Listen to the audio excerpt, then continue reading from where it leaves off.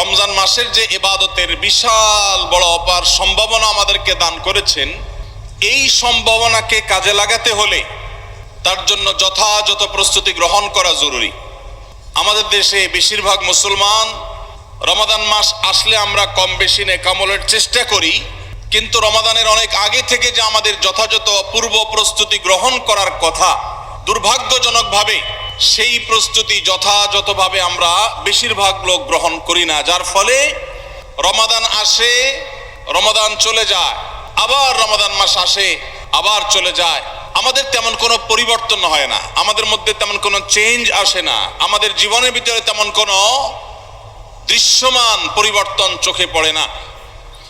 এই জন্য সম্মানিত ভাইরা আমার, রমাদানকে যদি আমরা যথাযথভাবে কাজে লাগাতে চাই, তাহলে যথাযোগ্য প্রস্তুতি এখন থেকে, শাবান থেকেই আমাদের গ্রহণ করতে হবে। প্রিয় নবী সাল্লাল্লাহু আলাইহি সাল্লাম বলেছেন, ইন্নাল্লাহা ইউহিব্বু ইযা আমিলা আহাদুকুম আমালান আন ইউতকিনাহ।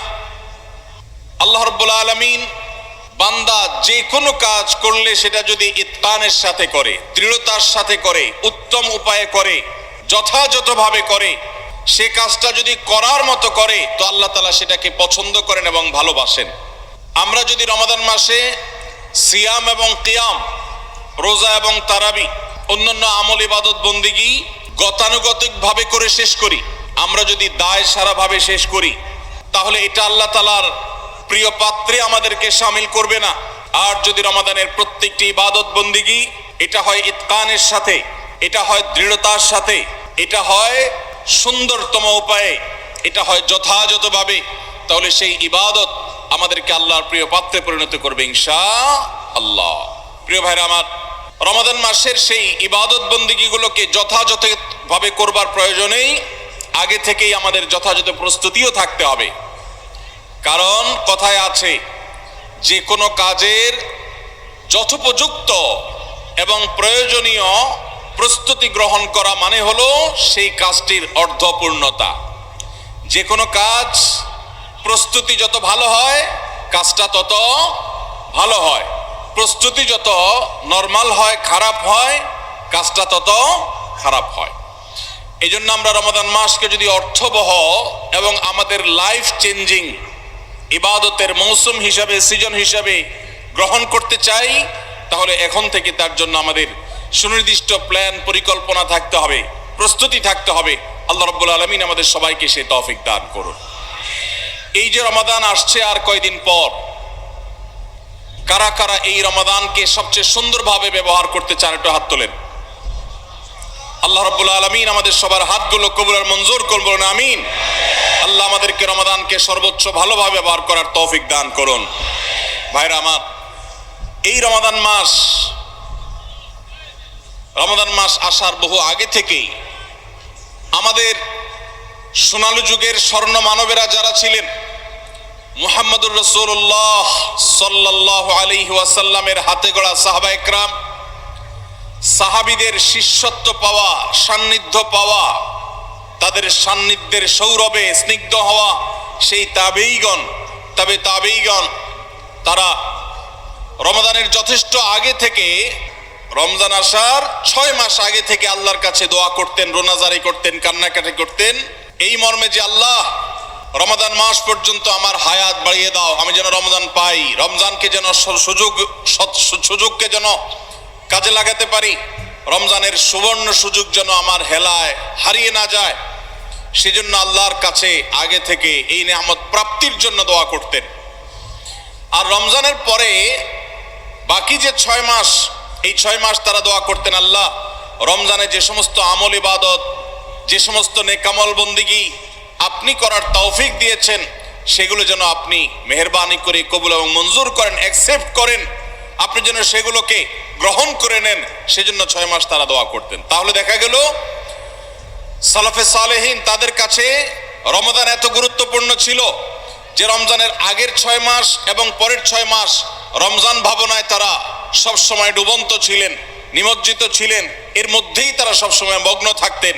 অথচ আমাদের শাবানের 10, 15, 20 দিন চলে গেলেও রমাদানের আবহ আমাদের অনেকের জীবনে, আমাদের অনেকের লাইফস্টাইলে আমাদের অনেকের প্ল্যান পরিকল্পনার মধ্যে দেখা যায় না। এজন্য ভাইরা আমার, যথাযোগ্যভাবে রমজানকে যদি আমরা কাটাতে চাই, এর সঠিক ব্যবহার যদি করতে চাই, যেই প্রস্তুতিগুলো লাগবে 11টি প্রস্তুতি, যেগুলো আমাদের রমজানকে সার্থক করতে পারে ইনশাআল্লাহ, তার মধ্যে সর্বপ্রথম যে প্রস্তুতিটি দরকার সেটি হলো রমজান মাস শুরু হওয়ার আগে থেকেই, যথেষ্ট আগে থেকেই তওবা এবং ইস্তেগফার করতে হবে। কি করতে হবে ভাই? তওবা ইস্তেগফার কেন করবেন? তওবা ইস্তেগফার তো সারা বছরের রুটিন আমল। রমাদানকে কেন্দ্র করে রমজান মাসকে যদি আপনি সঠিকভাবে ব্যবহার করতে চান, তাহলে কেন আপনাকে তওবা ইস্তেগফার করতে হবে? কারণ হলো তওবা এবং ইস্তেগফার এর মাধ্যমে আমরা আল্লাহর রহমতের উপযুক্ত হব। মক্কার মসজিদুল হারামের ইমাম শেখ আব্দুর রহমান আস-সুদাইস হাফিজাহুল্লাহ, তার কাছে সৌদি আরবের কিছু যুবকরা এসেছিলেন। এসে বললেন, শেখ, প্রতি বছর রমজান আসলেই আমরা অনেক প্ল্যান প্রোগ্রাম করি, অনেক কোরআন খতম দিব, অনেক নেক আমল করব, দোয়া রোনাজারি করব, দান সাদাকা করব। দুর্ভাগ্যজনকভাবে সেটা আমাদের আর রমজান মাসে করা হয় না। আফসোস করতে করতে রমজান মাস পার হয়ে যায়। আপনি আমাদেরকে পরামর্শ দিন, কেন আমাদের প্রতি বছর জীবনে রমজান আসে অথচ সেটা সঠিক ব্যবহার করতে পারি না? তখন শেখ সুদাইস তাদেরকে বলেছিলেন, রমাদান মাসে ইবাদত বন্দেগী করতে পারা এটা আল্লাহর নেয়ামত, এটা আল্লাহর অনুগ্রহ, এটা আল্লাহর রহমত। যে রমজান পেয়েও ইবাদত করতে পারলো না, সে তো হতভাগা, কপাল পোড়া। এই হতভাগ্যের কাতারে সাধারণত সেই মানুষগুলোই পড়ে যারা আল্লাহর রহমতের উপযুক্ত না। আমরা নানাবিধ অপরাধে, নানাবিধ গুনাহ করে, নানাবিধ নাফরমানি করে আল্লাহর রহমতের উপযুক্ততা আমরা হারিয়ে ফেলেছি, যার কারণে রমজানের ইবাদতের তৌফিক হয় না। এই জন্য তিনি তাদেরকে নসিহা করেছিলেন যে আমি তোমাদেরকে উপদেশ দিচ্ছি, রমজান আসার আগে থেকেই আগের যে সমস্ত গুনাহ খাতা হয়েছে, যে সমস্ত নাফরমানি হয়েছে, আল্লাহর অবাধ্যতা হয়েছে, সেগুলোর জন্য চোখের পানি ফেলে রোনাজারি করে আল্লাহর কাছে ক্ষমা চাও। আল্লাহর কাছে ক্ষমা চেয়ে যদি আগের সবগুলোকে ভ্যানিশ করতে পারো, তাহলে আল্লাহর কাছে রহমতের উপযুক্ত হবে। বিষয়টা অনেকটা হালখাতার মতো। আপনার আগের দেনা দায় সব যখন পরিশোধ করে দিয়েছেন, নতুন করে আবার আপনি ধার করার, বাকিতে নেওয়ার উপযুক্ততা আপনার অর্জন হবে। ঠিক একইভাবে আমাদের নানা নাফরমানের কারণে আল্লাহর রহমত থেকে আমরা দূরে সরে গেছি। লানত অর্থাৎ রহমত থেকে দূরে সরে যাওয়া, এটার উপযুক্ত হয়ে গেছি অনেকে। এই জন্য ভাইরা, এখন থেকে রমাদানের প্রস্তুতির নিয়তে আল্লাহর কাছে তওবা করা, গুনাহ মাফ চাওয়া, ইস্তিগফার করা, জীবন পরিবর্তন করবার সংকল্প করা, এটা হবে আমাদের রমাদানের প্রথম প্রস্তুতি। চেষ্টা করব তো ইনশাআল্লাহ। প্রতিদিন যখনই তৌফিক হয় আল্লাহর সাথে একটু কথা বলবেন, আল্লাহ আমার সমস্ত গুনাহগুলো মাফ করে দিন, আমার নাফরমানি মাফ করে দিন, আমাকে আপনি ক্ষমা করে দিন। আমি যদি আপনার রহমতের জন্য কোনো কারণে অনুপযুক্ত হয়ে যাই, আমার কোনো বদবখতির কারণে, আমার কোনো কৃতকর্মের কারণে, তো আপনি সেগুলো মাফ করে দিন। এই যে দোয়া, এই দোয়া আপনাকে রমাদানে আল্লাহর ইবাদত বন্দেগী করার, আল্লাহর কাছে রোনাজারি করার, আল্লাহর কাছে ভালো আমল নিবেদন করার যে তৌফিক, এটার উপযুক্ত করে দিবে ইনশাআল্লাহ। তাহলে রমাদানের প্রস্তুতির প্রথমটি আমরা পেয়ে গেলাম, সেটা হলো আগের গুনাহ খাতাগুলো থেকে ইস্তিগফার করা, তওবা করা, ফিরে আসা। এর মধ্য দিয়ে রমাদানে ইবাদতের জন্য নিজেকে প্রস্তুত করব ইনশাআল্লাহ। চেষ্টা করা যাবে না ইনশাআল্লাহ? নাম্বার 2, দ্বিতীয় প্রস্তুতি হলো রমাদান মাসে আল্লাহ রাব্বুল আলামিন এই মাসের যে ফজিলত বর্ণনা করেছেন, কোরআন এবং হাদিস সম্পর্কে যাদের মৌলিক ধারণা আছে, হাদিসে রাসূল সম্পর্কে যাদের একটু ঘাটাঘাটিও আছে, তারা জানেন 2-3টা আমল সম্পর্কে কোরআন এবং সুন্নাহ সবচেয়ে বেশি সংখ্যক ভাষ্য বর্ণিত হয়েছে। সবচেয়ে বেশি সংখ্যক, এত ফজিলতের, এত তাৎপর্যের, এত মর্যাদার হাদিস আর অন্য আমল সম্পর্কে সাধারণত দেখা যায় না। সেই কয়েকটি আমল যেগুলোর ফজিলত বিপুল পরিমাণ, যেগুলোর ফজিলত সম্পর্কিত হাদিসের সংখ্যা অনেক, সেই রকম আমলগুলোর মধ্যে থেকে অন্যতম আমল হলো এই রমাদান কেন্দ্রিক আমল, সিয়াম, রোজা, এগুলোর ফজিলত। তো আমাদের রমাদান কেন্দ্রিক প্রস্তুতি হিসাবে দ্বিতীয়ত যে কাজটি আমরা করতে পারি সেটি হলো এখন থেকেই রমাদান মাসের কি কি ফজিলত আছে, সিয়াম সাধনার কি কি ফজিলত আছে, রমাদানের কি কি আমল আছে, বিশেষ করে ফজিলত এবং মর্যাদার কথাগুলো আলোচনা শুরু করা এখন থেকে। বাসা বাড়িতে গোল হয়ে কোনো নির্দিষ্ট বইকে কেন্দ্র করে পাঠ চক্র হতে পারে, গ্রুপ স্টাডি হতে পারে, পর্যালোচনা হতে পারে যে রমাদান মাসের কি কি মাহাত্ম্য আছে, এক একজন এক একটা বললেন। এই আলোচনা পর্যালোচনার মধ্য দিয়ে মনোজগতে রমাদানের জন্য এক ধরনের প্রস্তুতি, এক ধরনের আবহ তৈরি হবে ইনশাআল্লাহ। এজন্য দ্বিতীয় প্রস্তুতি হিসাবে আমরা এই কাজটিও ইনশাআল্লাহ করব, সেটা হলো রমজানের ফজিলত, রমজানের মর্যাদা, সিয়ামের ফজিলত, অন্যান্য আমলের উপকারিতা, সেগুলো নিয়ে আমরা বেশি বেশি পর্যালোচনা করব। যত বেশি আপনি আগে থেকে পর্যালোচনা করবেন, রমাদানের প্রতি আপনার তৃষ্ণা, সিয়াম সাধনার প্রতি আপনার ভেতরে আকাঙ্ক্ষা, প্রত্যাশা এবং প্রতীক্ষা, এটা আপনার মধ্যে বাড়তে থাকবে এবং রমাদানের প্রতিটা মিনিটকে কাজে লাগাবার জন্য তাগাদা আপনার ভিতরে অনুভব হবে ইনশাআল্লাহ। নাম্বার 3, তৃতীয় প্রস্তুতি হলো আমাদেরকে প্রতিজ্ঞা করতে হবে যে এই রমাদানে আমরা নেকামল করবই করব এবং কোনো আমল, কোনো ভালো কাজ, কোনো সুন্নাহ এটা করার ব্যাপারে কোনো প্রকার অলসতা করব না। কারণ ভাইরা আমার, রমজান মাস পেয়েও যদি আল্লাহর কাছে কেউ ক্ষমা না পায়, একটা প্রসিদ্ধ হাদিস আপনারা সবাই কম বেশি শুনেছেন যে নবী সাল্লাল্লাহু আলাইহি সাল্লামের কাছে জিবরিল এসে বলেছেন, বাউদা মান আদরাকা রমাদান ফালাম ইউগফার লাহ, যে ব্যক্তি রমজান পেয়েছে অথচ রমজানের এই বিশাল সুবর্ণ সুযোগকে কাজে লাগিয়ে সে তার জীবনের সব গুনাহগুলো মাফ করাইতে পারে নাই, সে আল্লাহর কাছ থেকে মাগফিরাত আদায় করে নিতে পারে নাই, সে জাহান্নাম থেকে মুক্ত এই ঘোষণা সে আদায় করতে পারে নাই, অথচ সে রমজান মাস পেয়েছে, এর চাইতে হতভাগা আর কে হতে পারে? তার সে ধ্বংস হোক, এই বদদুআয় নবী সাল্লাল্লাহু আলাইহি সাল্লাম আমিন বলে সমর্থন জানিয়েছেন, সায় দিয়েছেন। এজন্য ভাইরা, রমজান মাস এসেছে কিন্তু আমল ইবাদত হয় নাই, রমজান মাস এসেছে আবার চলে গেছে কিন্তু আমার গুনাহ আল্লাহর কাছ থেকে মাফ করাতে পেরেছি বলে আমার বুক সায় দেয় না। তাহলে এর চাইতে বড় হতভাগা, এর চাইতে বড় কপাল পড়ার কেউ হতে পারে না। রমজানের আমল ইবাদত, রমজানের নেক আমল, রমজানের দোয়া, রমজান মাসের চোখের পানি ফেলা, এটা ভাইরা শুধুমাত্র নিজের প্রেরণার জায়গা থেকে শুধুমাত্র সওয়াব আহরণের জন্যই নয়। এটা যদি না করি তাহলে জিবরিলের বদদুয়া, নবীজি সাল্লাল্লাহু আলাইহি সাল্লামের বদদুয়া, আল্লাহর পক্ষ থেকে ধ্বংস হওয়ার পরোয়ানা, এগুলো অনিবার্য হয়ে যাবে। এই কথা চিন্তা করে এখন থেকে রমাদান কেন্দ্রিক প্রস্তুতির অংশ হিসাবে আমাদেরকে প্রতিজ্ঞা করতে হবে, এইবারের রমাদানের প্রতিটা দিন আমি আল্লাহর কাছে চোখের পানি ফেলে একটা নির্দিষ্ট সময় কান্নাকাটি করব, আমার গুনাহ খাতাগুলোকে মাফ করাবো, জাহান্নামীদের তালিকা আমার নাম যদি কোনো কারণে যেয়ে থাকে, আমি এমন ভাবে রোনাজারি করব, এমন ভাবে ইস্তেগফার করব, এমন ভাবে চোখের পানি ফেলবো, একান্ত নীরবে আল্লাহর সাথে কথা বলবো যেন আমার সমস্ত গুনাহগুলো মাফ হয়, জাহান্নামীদের তালিকা থেকে যেন আমার নাম কেটে যায়।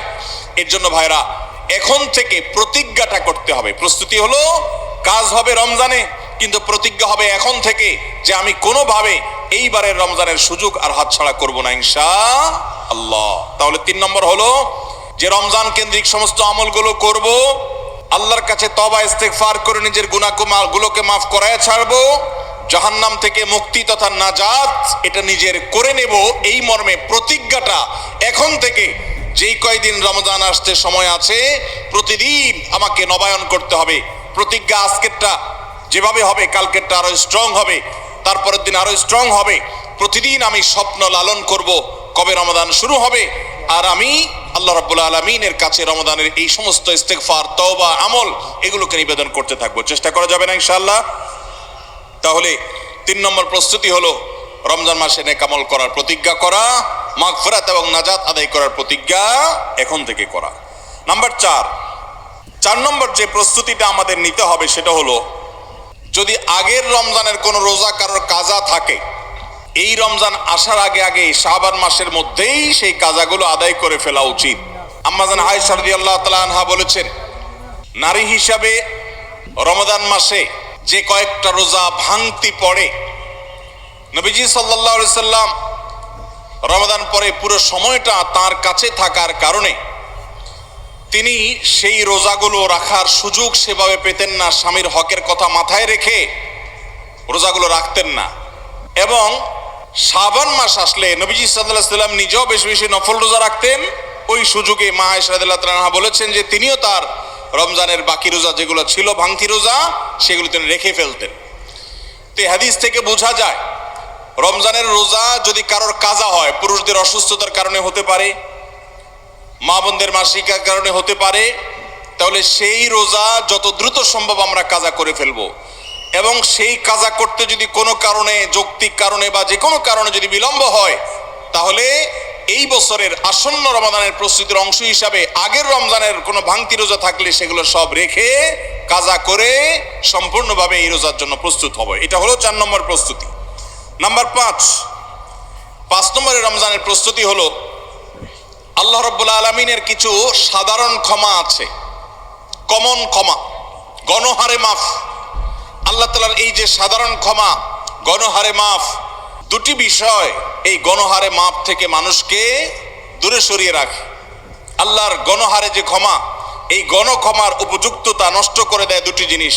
তার একটি হলো শিরক, আরেকটি হলো হাসাদ। একটা হলো হিংসা, আরেকটা হলো শিরক। নবী করিম সাল্লাল্লাহু আলাইহি ওয়াসাল্লাম বিভিন্ন হাদিস থেকে আমরা জানি, তিনি বলেছেন আল্লাহ রাব্বুল আলামিন বিশেষ করে লাইলাতুন নিসফি মিন শাবানে যখন মানুষকে গণহারে ক্ষমা করেন, তখন 2 শ্রেণীর মানুষকে আল্লাহ তাআলা মাফ করেন না, ইল্লা লিল মুশরিকিন ও মুশাহিন। তবে যদি মুশরিক আর মুশাহিন থাকে, শত্রুতা করে, হিংসা করে অন্যের প্রতি, এইরকম মানুষ যদি থাকে, তাদেরকে আল্লাহ তাআলা সাধারণ ক্ষমা আওতায় আনেন না। রমাদানে আল্লাহ তাআলা প্রতিদিন বহু মানুষকে সাধারণ ক্ষমা করেন। রমজান যখন কাছে আসে, শেষ দশক আসে, তখন সাধারণ ক্ষমার পরিমাণ বেড়ে যায়। আল্লাহ সুবহানাহু ওয়া তাআলা বলেছেন ওয়ালিল্লাহি উতা, নবী সাল্লাল্লাহু আলাইহি সাল্লাম বলেছেন ওয়ালিল্লাহি উতাকাউ মিনান নার ওয়া যালিকা ফি কুল্লি লাইলা। রমজানের প্রত্যেক রাতে বহু মানুষকে আল্লাহ তাআলা জাহান্নাম থেকে মুক্ত ঘোষণা দিয়ে দেন। অমুক জাহান্নাম থেকে মুক্ত, অমুকের ছেলে অমুক জাহান্নাম থেকে মুক্ত, অমুকের ছেলে অমুক, তার নাম জাহান্নামের তালিকা থেকে কাটা, জান্নাতের তালিকায় চলে আসবে। অসংখ্য মানুষকে এভাবে এই সুযোগ আল্লাহ তাআলা দান করেন। যারা শিরকে লিপ্ত, সেটা যেই কোনো ধরনের শিরক হোক, কবরকে যারা সিজদা করে, মাজারকে যারা পুজো করে, জীবিত মৃত মানুষকে যারা সিজদা করে, কবরে যারা প্রার্থনা করে, সেখানে যারা সন্তান চায়, ব্যবসার উন্নতি চায়, যত প্রকার শিরক আছে কবর কেন্দ্রিক এগুলাতে লিপ্ত হয়, অথবা এর বাইরে আরো যত রকমের শিরক গোটা দুনিয়াতে আছে, কোন প্রকার শিরকে যখন মানুষ লিপ্ত হয়, তখন এই ব্যক্তি আল্লাহ তাআলার সাধারণ ক্ষমার উপযুক্ত আর থাকে না।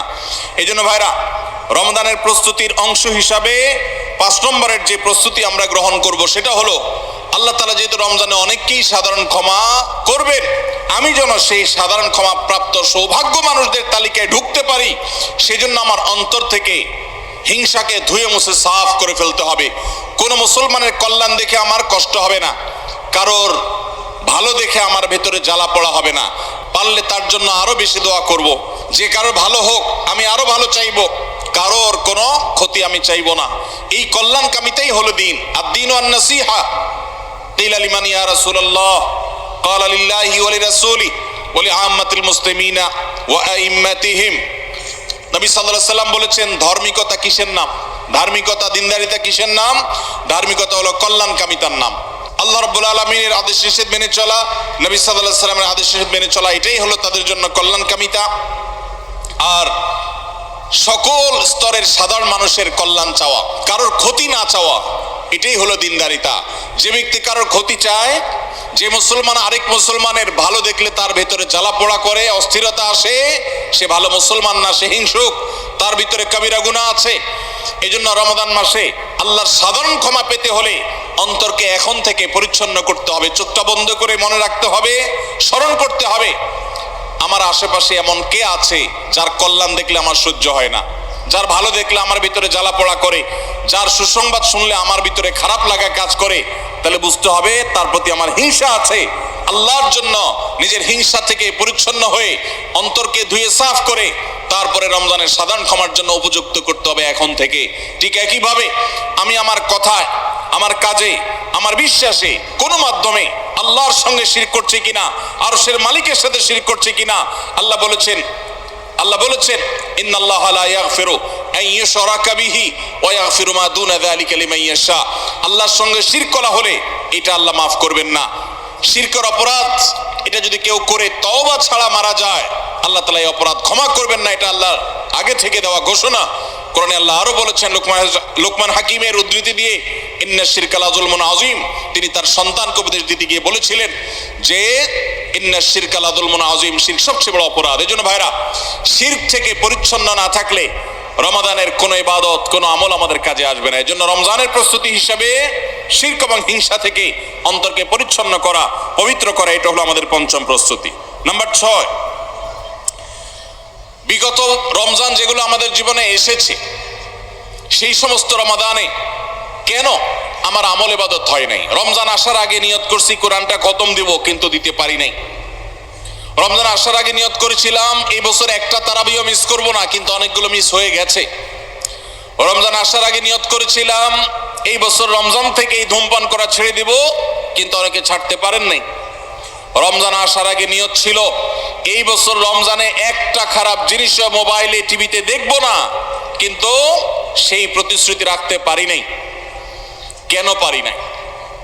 বিগত রমজানের সমস্ত আমল নামা নিয়ে বসতে হবে এখন থেকে, শাবান থেকে, আজকে থেকেই, যে আমার গত রমজানে আমল ইবাদতের ক্ষেত্রে প্রতিবন্ধকতা, বাধাগুলো কি কি ছিল, একটা একটা করে সম্ভব হলে লিখে ফেলবেন। নাম্বার 1, আমি তারাবিটা নিয়মিত পড়তে পারি নাই, কারণ অমুক অমুক বন্ধুর সাথে আড্ডায় যেতে হয়েছে, তাহলে এটা আমার একটা বাধা। আমি হারাম জিনিস থেকে বেঁচে থাকবো, কিন্তু পারি নাই কেন?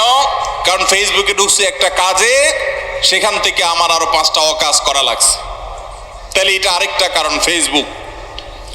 এইভাবে একটা একটা করে আপনি যদি কারণ লেখেন, লেখার পর আসন্ন রমাদানকে অর্থবহ এবং সার্থক করবার স্বার্থে এবং প্রয়োজনে সেই চিহ্নিত কারণগুলো একটা একটা ধরে হিম্মত করে, সৎসাহস করে, আল্লাহকে সন্তুষ্ট করবার আশায় ছুঁড়ে ফেলে দিতে হবে নিজের জীবন থেকে।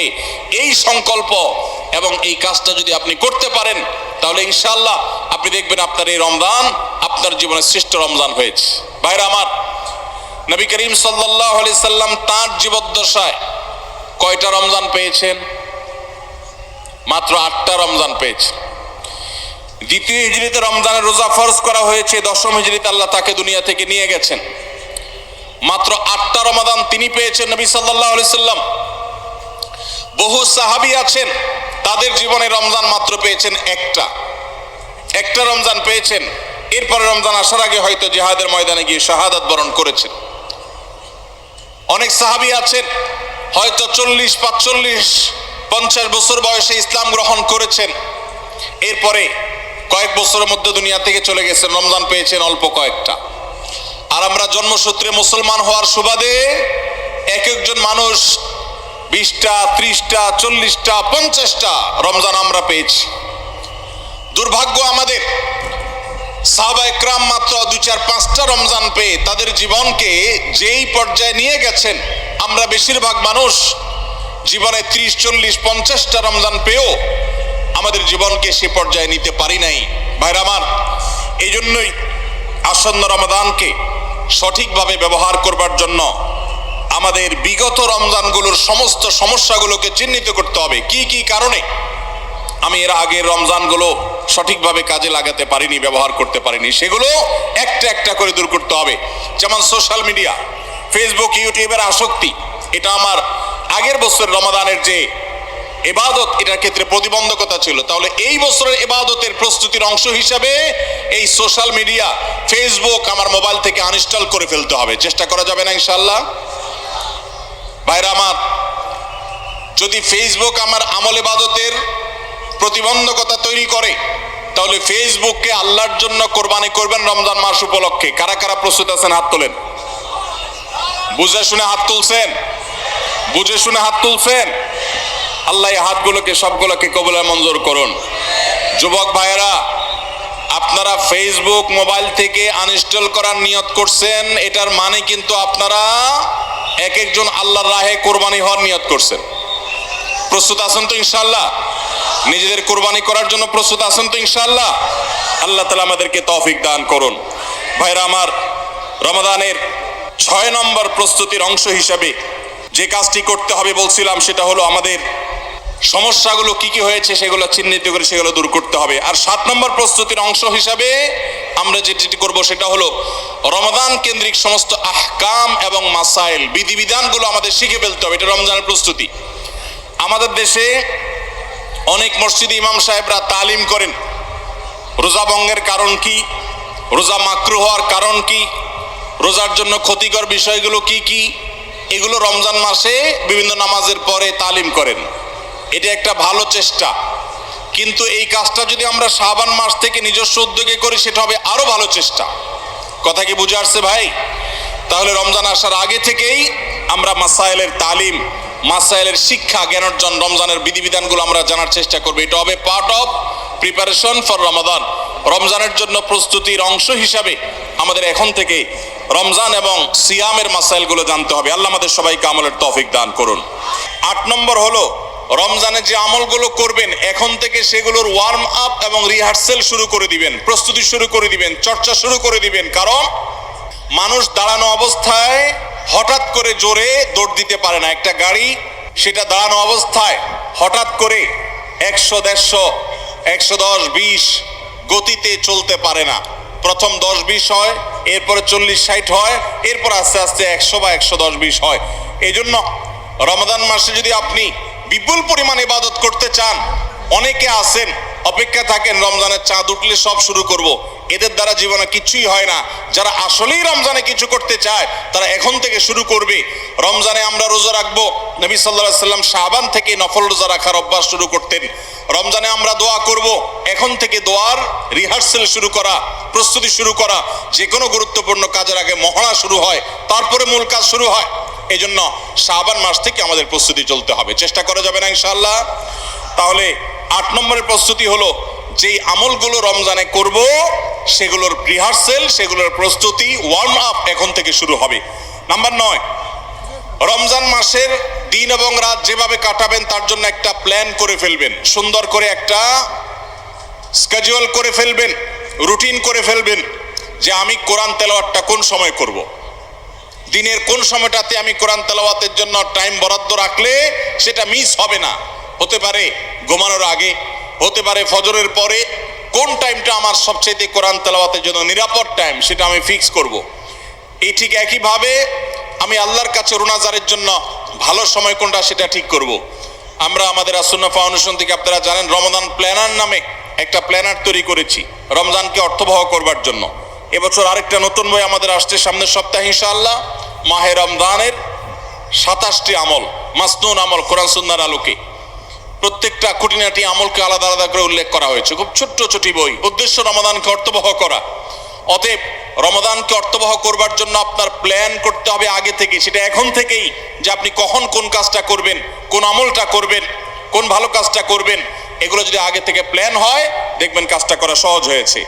নাম্বার 10, রমাদানের প্রস্তুতির অংশ হিসাবে চাঁদ দেখার চেষ্টা করতে হবে। চাঁদ দেখা, আজকাল চাঁদ দেখার আমলটা বিলুপ্ত হয়ে গেছে, অনেকটাই হারিয়ে যাচ্ছে। চাঁদ দেখা কমিটি ছাড়া সাধারণ মানুষ চাঁদ দেখতে আমরা ভুলে গেছি। আমরা চাঁদ দেখি কিন্তু ফেসবুকে, আকাশে না।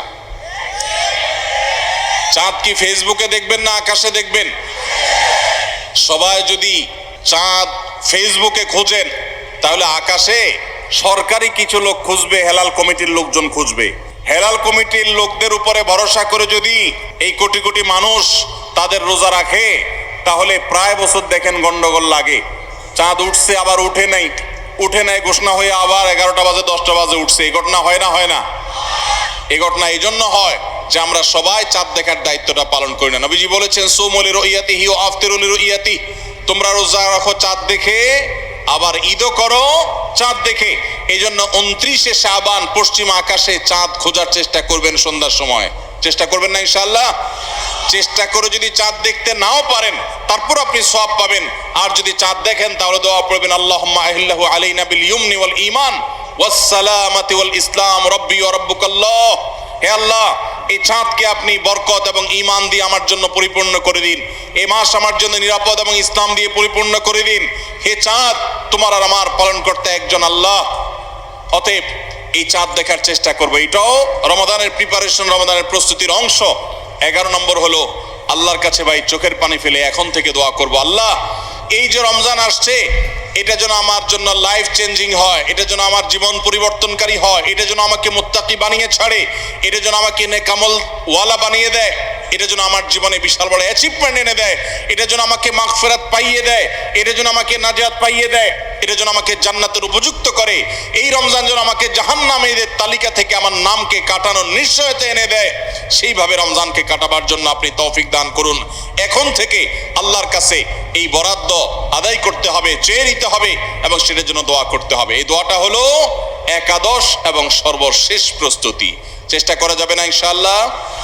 রমাদান উপলক্ষে আস-সুন্নাহ ফাউন্ডেশন থেকে আমরা একটা ঘোষণা গত বছরে দিয়ে রেখেছি, ইনশাআল্লাহ এই রমাদানে সেটা কার্যকর হবে। সেটা হলো যে রমজান মাসে যদি কেউ পুরো কোরআনে কারীম অর্থ সহকারে বুঝে পড়ে, মাদ্রাসার নিচের ক্লাসের ছাত্ররা তারা শরীক হতে পারবে, উপরের ক্লাসের ছাত্র অথবা আলেম ওলামা তাদের জন্য এটা না, কারণ তারা তো এই কম্পিটিশনে এমনিতেই ভালো করবে।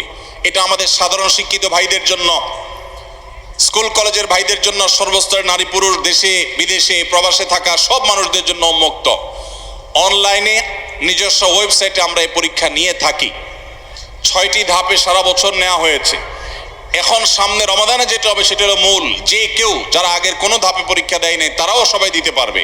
কাজ হলো শুধু একটাই, সেটা হলো রমাদানকে কেন্দ্র করে আপনি টার্গেট করবেন পুরা কোরআনের শুরু থেকে শেষ পর্যন্ত আমি একবার ভালো করে অর্থ সহকারে বুঝে পড়ার চেষ্টা করব। চেষ্টা করা যাবে না ইনশাআল্লাহ? আল্লাহ তাআলা কি বলেছেন পুরা কোরআনে আমরা অনেকেই পড়তে চাই, জানতে চাই, কিন্তু হয়ে ওঠে না।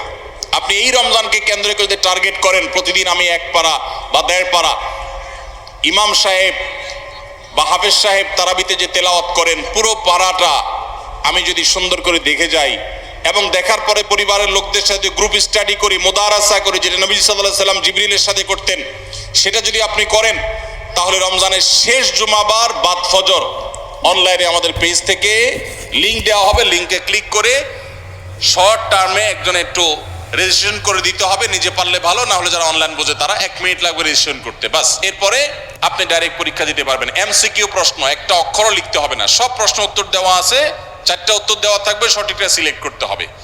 এই পরীক্ষা যারা বিজয়ী হবেন তাদের জন্য পুরস্কার হলো 15 লক্ষ টাকা। 15 লক্ষ টাকার পুরস্কারের ঘোষণা আমরা দিয়েছি। এর মধ্যে প্রথম 3 জনকে আমরা ইনশাআল্লাহ বিদিনিল্লাহ উমরা করাবো। 3 জনের উমরার জন্য আল্লাহর 3 বান্দা ইতোমধ্যে স্পন্সর হয়ে টাকা জমা দিয়ে দিয়েছেন আমাদের কাছে। এখন শুধুমাত্র কারা কারা উমরা যেতে চান সে মানুষগুলো দরকার। আপনারা সবাই যেতে চান ইনশাআল্লাহ? অতএব ভাইরা, রমাদানকে কেন্দ্র করে ওই যে প্রিপারেশন, প্রস্তুতির অংশ হিসাবে এখন থেকে কোরআনে কারীম বুঝে পড়া শুরু করে দেন। পরীক্ষার দিন পরীক্ষা দেন। আপনি পুরস্কার জিতেন আর না জিতেন, আল্লাহ বলেছেন ফাস্তাবিকুল খায়রাত, ভালো কাজে প্রতিযোগিতা করা এটা ইটসেলফ একটা ভালো কাজ। অতএব আপনি পরীক্ষায় অংশগ্রহণ করেছেন, প্রতিযোগিতায় নাম লিখিয়েছেন, এটাই একটা ইবাদত। আপনার রমাদানকে অর্থবহ করে দিতে পারে ইনশাআল্লাহ। সবাই চেষ্টা করবো তো ইনশাআল্লাহ রমাদানকে কেন্দ্র করে।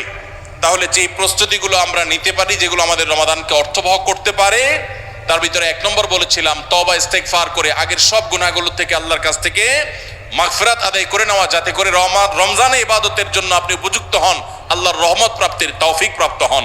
অনেক সময় গুনাহগুলো ইবাদতের ক্ষেত্রে বাধা হয়, গুনাহের কারণে আল্লাহর ইবাদতের তৌফিক হয় না।